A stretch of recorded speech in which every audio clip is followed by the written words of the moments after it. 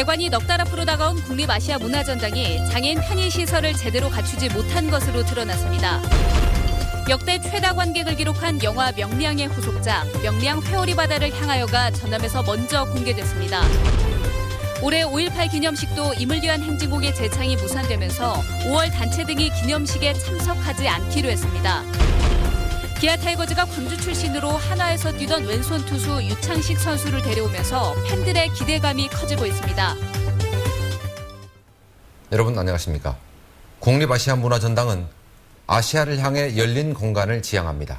하지만 장애인들에게는 쉽게 접근을 허락하지 않습니다. 장애인들과 함께 김인정 기자가 시설을 점검했습니다. 장애인들은 들어가는 순간부터 자동문이 아닌 수동문과 맞닥뜨리게 됩니다. 거대한 전시 공간에서 장애인이 이동할 수 있는 방법도 화재 시 탈출할 수 있는 방법도 리프트 하나뿐입니다. 속도도 굉장히 느리고 그다음에 한 번에 한 사람밖에 탈 수 없을 뿐더러 또 손이 불편한 장애인들은 스위치를 조작할 수조차도 없는. 주출입구도 문제입니다. 비장애인을 위해서는 계단이 그리고 소방차를 위해서는 이렇게 경사로가 만들어져 있지만 장애인들을 위한 통로는 전혀 만들어져 있지 않습니다. 경사로는 지나치게 가팔라 휠체어가 지나다니기 위험합니다. 휠체어 타신 분들이 접근하기에는 사실은 그 법에서 정해놓은 경사로 기준에는 안 맞죠. 네. 그럼 어떻게 해야 돼요? 장애인분들은 오실 때? 글쎄 그 부분은 배수구 블록 구멍엔 휠체어 바퀴가 빠지기 일쑤입니다.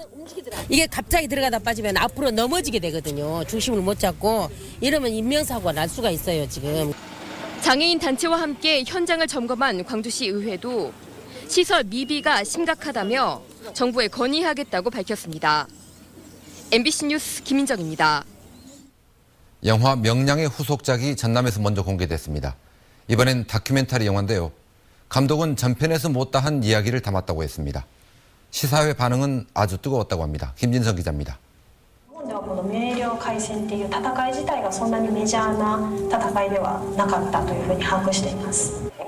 명량해전이 과연 승리한 전쟁인가라는 질문으로 영화 명량의 후속작은 시작됩니다. 명량의 감독과 배우들이 실제 이순신 장군의 발자취를 쫓는 다큐멘터리.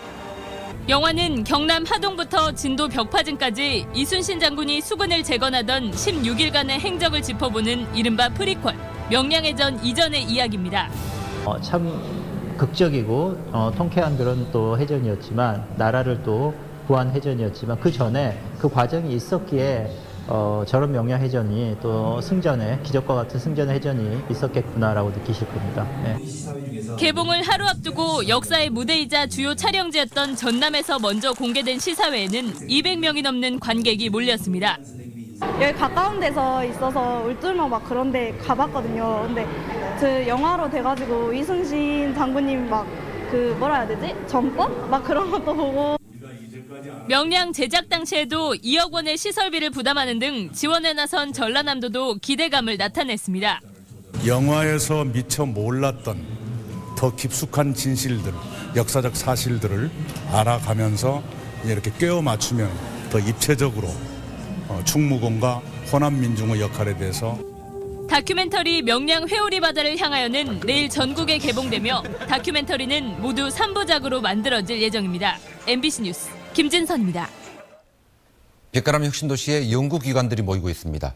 광주시와 전라남도가 통합발전연구원을 혁신도시에 두기로 한 데 이어서 미래후보 전라남도는 최근 혁신도시에 실감 미디어 기반 조성센터를 착공했습니다. 또 지난 3월에는 기초전력연구원이 에너지밸리 분원을 열었고 하반기에는 빛가람 에너지밸리 연구센터가 본격적으로 운영될 예정입니다. 올해 5.18 기념식도 파행이 불가피해졌습니다. 올해로 3년째입니다. 이번에도 기념곡 때문입니다. 보도에 정용욱 기자입니다. 5.18 35주년을 10여일 앞두고 5월 3단체와 5.18 기념재단, 광주전남 시민사회단체는 기념식에 참석하지 않기로 결정했습니다. 기념식장에 공식적으로 참석하지 않고 대국민 호소문을 발표하며 불참을 호소할 것이다. 또 항의의 표시로 국가보훈처 예산 1억 2천여만 원을 전액 받지 않기로 했습니다. 이무리한 행진곡의 기념곡 지정과 기념식 재창을 요구하며 박근혜 대통령 면담을 시도했지만 끝내 무산된 데 따른 것입니다. 이무리한 행진곡은 5.18의 역사이고 상징인데 박근혜 정부가 재창마저 거부하는 건 5.18을 왜곡하고 부정하는 처사라는 겁니다. 이무리한 행진곡은 반드시 불리어져야 되고 불릴 수 있도록 나라가 도와줘야 됩니다. 기념식 불참이 예고되면서 주인공 없는 반쪽짜리 5.18 행사는 올해로 3년째 계속되게 생겼습니다. 지난해의 경우 5월 단체의 빈자리를 국가보훈처 직원과 동원된 학생들이 채우면서 무늬만 5.18 행사라는 비난이 일었습니다. 5월 단체의 불참 속에 대통령의 참석은 불투명하고 대통령을 대신할 국무총리는 공석이어서 5.18 35주년 기념식은 역대 가장 초라한 행사가 되지 않을까 우려됩니다. MBC 뉴스 정용욱입니다. 올해 광주 인권상 수상자로 인도네시아 국적의 인권 변호사인 라티파 아놈 시레가르가 선정됐습니다. 시레가르 변호사는 인도네시아의 분쟁 지역인 웨스트 파푸아에서 인권 활동과 보호에 앞장서왔고 정부와의 영토 분쟁을 평화적으로 해결하는 데 공헌한 인물입니다. 특별상 수상자로는 메콩강 댐 건설 반대 캠페인을 주도한 라오스의 솜바스 솜폰이 선정됐습니다. 시상식은 오는 18일에 열립니다. 기아 타이거즈가 좌완 투수인 유창식 선수를 한화에서 데려왔습니다. 팬들은 유창식 선수가 고향팀에서 도약하기를 바랐습니다. 조현성 기자입니다. 광주 1구 시절 고교 무대를 평정하며 메이저리그 팀으로부터도 로브콜을 받았던 선수. 4년 전 계약금 7억 원을 받고 한화에 입단했지만 성적은 기대를 밑돌았습니다. 통산 16승 27패, 올 시즌에도 평균 자책점은 9점대. 지난달 29일 기아전에서는 이용구에게 말로 홈런을 허용하는 등 부진을 이어가고 있습니다. 하지만 고향팀 기아 유니폼을 입게 됐다는 소식은 야구 팬들을 술렁이게 하기에 충분했습니다. 고질적인 제구력 난조가 약점이긴 하지만 여전히 발전 가능성이 높은 것으로 평가받고 있습니다. 특히 기아는 김상현과 이대영 등 다른 팀에서 뛰던 지역 연고 선수들을 데려온 뒤 팀 전력에 크게 보탬이 된 좋은 기억이 많습니다. 기아는 한화와 3대4 트레이드를 통해 임준섭과 이종환 등을 내주고 유창식, 김광수 등 투수 2명과 야수 2명을 받아들였습니다. 4년 전 홀어머니와 떨어질 수 없다며 국내 프로야구 잔류를 택했던 유창식 선수가 고향팀에서 제2의 야구 인생을 꽃피울 수 있을지 주목됩니다. MBC 뉴스 조현성입니다. 요즘 서남해에서는 꽃게잡이와 병어잡이가 한창입니다. 그런데 꽃게는 풍어인 반면에 병어는 영 잡히질 않아서 어민들의 희비가 엇갈리고 있습니다. 김양훈 기자입니다. 꽃게잡이를 마친 어선들이 항구로 들어오고 싱싱한 봄꽃게가 한가득 담긴 상자들이 위판장으로 옮겨집니다. 진도 앞바다에서 40여 척의 어선이 잡아올리는 꽃게는 하루 평균 10여 톤. 진도 조도역에 냉수대가 형성돼 플랑크톤 등 먹이가 풍부하고 모래층이 알맞게 형성되면서 꽃게가 많이 잡히고 있습니다. 작년에는 한 6톤 정도, 제일 많이 나올 때가 7, 8톤 했는데 금년에는 약 10에서 한 15톤까지 나오고 있습니다. 꽃게 풍년에다 가격도 1kg에 3만 원 선으로 안정세를 유지하면서 항구가 모처럼 활기에 찼습니다. 하지만 신안산 병어는 어획 부진이 이어지면서 가격이 크게 뛰었습니다. 지난해 같은 기간 100상자씩 거래되는 병어는 어획량이 10분의 1 선으로 줄었고 가격은 한 상자에 76만 원 선까지 치솟았습니다. 이제 해마다 우리가 어족 자원이 감소 상태인데 대부분 감소 상태인데 올해 특별히 더하네요. 예년에 비해서. 통통하게 살이 오른 제철 생선이 나오는 요즘 서남해에서는 어민들의 희비가 엇갈리고 있습니다. MBC 뉴스 김양훈입니다. 전국농민회 광주전남연맹은 오늘 나주 혁신도시 농수산식품유통공사 앞에서 집회를 열고 정부의 잘못된 농산물 수급 조절 정책을 규탄했습니다.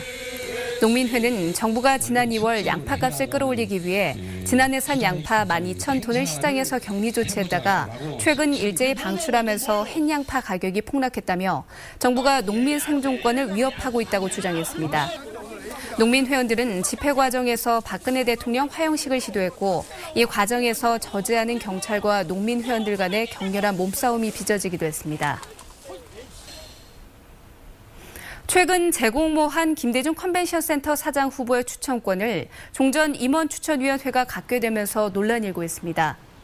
이는 1차 공모에서 부적격 내정자를 추천한 임원추천위원회의 결격 사유도 있는 데다 위원들의 명단이 공개돼 사전 로비 가능성도 있다는 지적 때문입니다. 이에 대해 광주시는 임원추천위의 사장이 임명될 때까지 활동하도록 규정돼 있다고 해명했습니다. 한편 DJ센터 사장 재공모에는 종전 응모자 4명을 포함해 7명이 재응모했는데 서류 심사에서 4명이 탈락했습니다. 순천의 한 고등학교에서 학생이 갑자기 쓰러져 뇌사 상태에 빠졌습니다. 지난 4일 오전 9시 20분쯤 순천 모 고등학교 1학년 송모군이 교실 앞 복도에서 친구들과 함께 있다 갑자기 쓰러져 병원으로 옮겨졌지만 뇌사 상태에 빠져 이틀째 의식을 찾지 못하고 있습니다. 학교 측은 현재까지 파악한 바로는 체벌이나 학교 폭력은 없었다고 밝혔습니다. 한편 송군은 지난해 학교에서 체벌을 당한 지 13시간 만에 뇌사 상태에 빠졌다 숨진 학생의 친동생인 것으로 알려졌습니다. 광주고법 형사 2부는 이용부 보성군수에 대한 선거법 위반 혐의 고발 사건과 관련해 재정 신청을 받아들였습니다. 재판부는 이 군수가 지난해 6.4 지방선거 당시 정종해 전 군수에 대한 허위 사실을 공표하고 선거 공보물에 기재한 점은 위법의 소지가 있다고 판단했습니다. 법원의 재정 신청 인용에 따라 광주지검 순천지청은 이 군수를 기소해야 합니다.